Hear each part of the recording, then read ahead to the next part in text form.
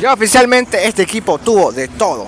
Guaraní ya tuvo goleadas, remontadas, ahora se le suman un partido con victoria al último minuto, a los últimos segundos prácticamente del partido.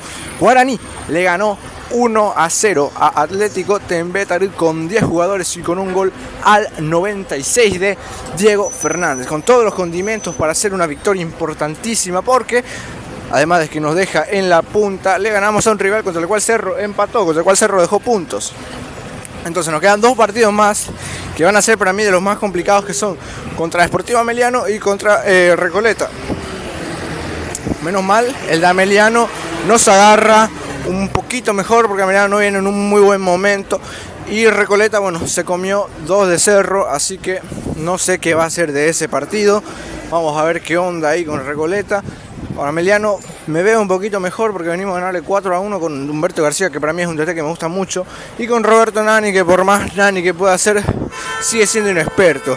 No me quiero confiar porque Ameliano es un rival durísimo. La última vez nos había bajado de la pelea y ahora nos toca otra vez contra Ameliano, pero vamos a hablar de lo que fue el partido de hoy contra Atlético Tembetarí, un partido sufridísimo, que se vio claramente afectado por la expulsión de Richard Torales al minuto 5 más o menos, por un codazo totalmente irresponsable. He visto un comentario que decía Guaraní juega el torneo con 10 para ver si así se le dificulta más, y evidentemente se le dificultó más, porque no es normal que Guaraní le tenga que meter un gol al último de la tabla, en el último minuto del partido. Entonces, evidentemente afectó un montón más. De por sí, tener a Torales en lugar de Ramírez ya es una desventaja enorme en cuanto a los equipos o los anteriores equipos que se puedan llegar a plantear. Pero ya otra vez expulsado, él haciéndose expulsar al minuto 5 del primer tiempo, es una responsabilidad enorme por parte de Richard, que bueno, no tuvo muchas que podamos destacarle, porque bueno, se fue expulsado al minuto 5 por un codazo muy pelotudo. Richard hace entradas muy boludas, no sé qué tiene Guaraní con hacer entradas muy boludas con el codo, arriesgándose a expulsiones estúpidas, porque en cada partido Mansur se tenía que haber ido contra Trinidense y ahora Torales se fue contra Tembetarí y Mansur se fue contra Libertad, no sé qué está pasando. Y bueno, el Indio puso huevo con una pelota al travesaño, algunas que saca a la defensa que Tembetarí no puede completar. Y llegó el gol de Diego Fernández al último minuto, prácticamente a los últimos segundos. Era la última jugada, claro. Y yo decía, golazo, todos bien, todos felices, pero me parece que está adelantado Barbote. Pero no, Barbote estaba totalmente habilitado. Y con ese gol Guaraní sella una victoria muy importante en la pelea por el campeonato. Y es una pelea que también vengo diciendo mucho, además de la del campeonato, la de la tabla anual. Porque bueno, Trinidense empató contra Libertad. O sea, Libertad lo empató, Trinidense le dio una mano tanto a Olimpia como a Guaraní, más a Olimpia que a Guaraní, porque bastante lejos ya está Guaraní. Si no me equivoco son 13 puntos que tiene ventaja Guaraní sobre Deportivo Trinidense en lo que es la tabla anual, en la búsqueda de la clasificación a la Copa Libertadores. Pero Olimpia sí que debería haber, porque es su única entrada a la Libertadores y no depende de sí mismo Olimpia, depende de que a la final de la Copa Paraguay llegue o Guaraní o Cerro, por ahí, para dejarle ese espacio a el tercer puesto o en una de esas a Olimpia. Dicho está además que el último partido que tendría que disputar Guaraní antes de confirmar y recontraconfirmar su clasificación a lo que es la Libertadores del próximo año, tendría que ganarle a River en los cuartos de Copa Paraguay. Ya con eso está en semis y ya es un partido o Tembetarí o 2 de mayo. Ojalá que no sea Tembetarí, ojalá que no sea 2 de mayo, pero bueno, son los que están y es al que nos tenemos que enfrentar. Y yo sé que va a ser Tembetarí, porque Tembetarí es como Guaraní, es un equipo que siempre te mete semis de Copa Paraguay, esté como esté, estando en la intermedia 2 veces, y ahora puede contra el 2 de mayo meter una semifinal más. Hay aparte algunas cuestiones con la tabla que me llaman mucho la atención, y es que si General Caballero puede llegar a descender, sí, pero si hace un último sprint de temporada, puede terminar metiéndose en la Sudamericana y jugar la Copa Sudamericana estando en la intermedia, pero para eso tiene que subir unos cuantos puestos en el acumulativo.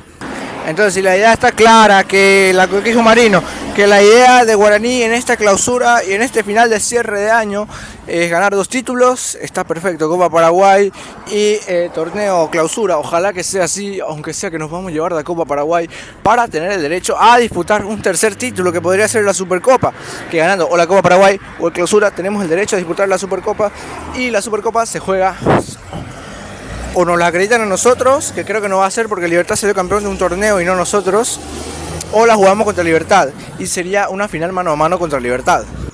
Más allá de eso, estoy hablando de muchas cuestiones que no tienen nada que ver con el partido. Gran partido de Guaraní en lo que es el sacrificio, en lo colectivo no tanto, en los sacrificios y en los niveles de algunos jugadores bastante bien, otros no tanto. Por ejemplo, el caso de Saracho, de Barbote, que hicieron un partidazo, de Alcides Benítez, que también metió muchísimo huevo, del caso de Derlis Rodríguez, que paseó a todos los jugadores de Tembetarí. Bien por él, que anda recuperando su nivel.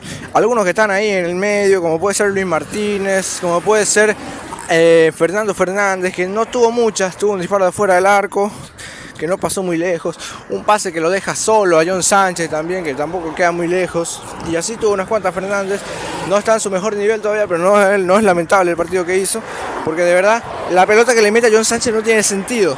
Otros que están ahí en el medio, como Mansur, que casi clava un tiro libre y demás, y otros que rozan lo lamentable, como puede ser el caso de Aldo Maíz, que no jugó el partido, que venía cansado de jugar el miércoles seguramente, que le costó un montón. El caso de Alan Pereira, que me parece un asco, sinceramente, siempre que juega Pereira.